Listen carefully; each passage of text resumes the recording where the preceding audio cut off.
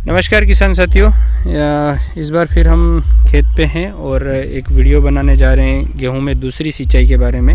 जैसा कि आप देख सकते हो यूरिया फेंका जा रहा है। ये पहली सिंचाई हमने 26 दिसंबर को की थी और उस टाइम भी यूरिया फेंका था, यूरिया का छिड़काव किया था। इस बार भी हम प्रति बीघा 40 किलो के हिसाब से यूरिया फेंक रहे हैं, इस खेत में छिड़काव कर रहे हैं। और ये खेत पे आए हैं हम, लगभग 2 दिन में एक बार खेत का निरीक्षण ज़रूर करता हूँ मैं। और आके देखा तो ऐसा महसूस हो रहा है कि अब ये इसकी पत्तियों से नज़र आ रहा है कि अब इसको पानी की ज़रूरत है और सही स्टेज है। तो आप भी अपने खेतों पे जाके निरीक्षण करें और देखें कि आपके गेहूं की फसल को पानी की ज़रूरत है, तभी आप दें।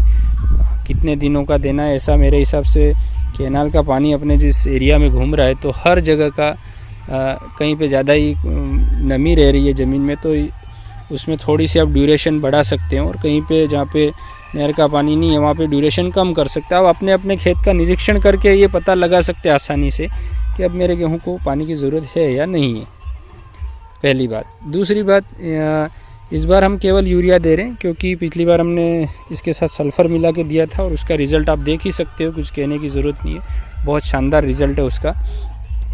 और ये इस खेत में अभी इस गेहूं में किसी भी प्रकार की कमी हमें नज़र नहीं आ रही है पोषक तत्वों के मामले में, इसलिए हम इसमें एडिशनल कुछ नहीं डाल सकते। अगर आप चाहें, आप पहली बार सल्फ़र नहीं डाला है, आप इसमें डाल सकते हो। खैर पहली सिंचाई वाला जो बेनिफिट मिलना था वो तो नहीं मिलेगा, उतना अच्छा तो नहीं मिलेगा, पर फिर भी उसका फ़ायदा ज़रूर मिलेगा। और एक और चीज़ मैं कहना चाहता हूँ, जो सागरिका करके खाद आ रहा है वो भी आप इस यूरिया के साथ मिला के फेंक सकते हो, उसका भी बहुत अच्छा काम है, अच्छा रिज़ल्ट है उसका भी। हमने एक खेत में उसको भी ट्राई किया है, पिछले साल भी ट्राई किया था, तो उसका भी अच्छा रिज़ल्ट मिलता है। तो उसको आप 5 किलो प्रति एकड़, मतलब 2.5 बीघा में 5 किलो के हिसाब से उसको यूरिया के साथ मिक्स करके उसका छिड़काव आप कर सकते हैं, उसका भी अच्छा रिज़ल्ट, बेनिफिट ही होगा फसल को।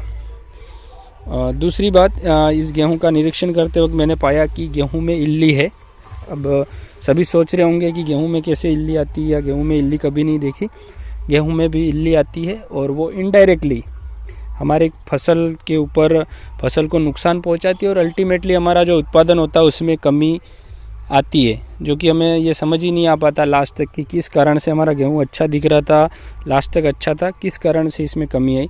तो इसके लिए मैं आप दिखाना चाहता हूँ। देखिए ये पत्तियों को किस तरीके से खाया इल्ली ने, अगर आप देख पा रहे हो तो ऐसा बहुत सी जगह पे है। ये देखिए, ये तो ये इल्ली नुकसान कर रही है और ये सेमी लूपर ज़्यादातर दिख रही है इसमें से, जो हरी इल्ली आती है।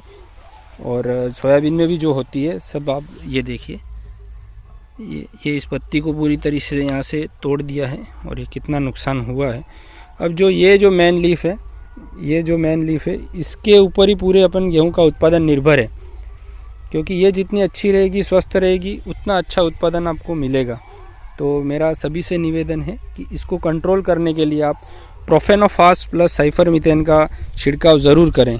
अगर बहुत ज़्यादा आपको प्रकोप नज़र आ रहा है और कहीं कहीं हल्का ही बहुत कम नज़र आ रहा है तो आप इसको छोड़ भी सकते हो। अगर और कोई किसान चाहता है मैं बहुत अच्छा उत्पादन लेना चाहता हूँ तो उसको तो ज़रूर डालना चाहिए। और सारे खेतों में ना डालो तो कम से कम एक खेत में आप डाल के प्रयोग भी कर सकते हो। पर एक ये दिखती हुई समस्या है, अगर कोई किसान है और वो खेत पे जा रहा है, अपनी फसल का निरीक्षण कर रहा है, तो उसे ये बात समझ में आ जाएगी और उसका ये प्रश्न हो जाना चाहिए था अभी तक कि भाई ये क्यों हो रहा है, ये किस कारण हो रहा है। तो ये आप स्पष्ट है कि ये इल्ली है, इसमें इल्ली का प्रकोप है, तो उसको आपको कंट्रोल ज़रूर करना चाहिए।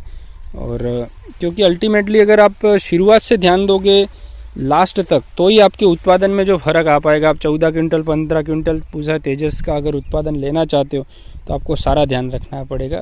केवल पूसा तेजस का नहीं, दूसरी वैरायटी का भी गेहूँ लगाया हुआ है, तो इल्ली अगर पड़ी है तो उसको कंट्रोल तो अपन को करना ही पड़ेगा। और प्रोफेनो प्लस साइफरमेथ्रिन कॉन्टैक्ट इंसेक्टिसाइड है। और दूसरी बात, वो सस्ता भी है, सोयाबीन में यूज़ करते हैं, तो ज़रूर डालें अगर आप अच्छा उत्पादन चाहते हो, अपनी फसल को इल्ली से बचाना चाहते हो तो। धन्यवाद।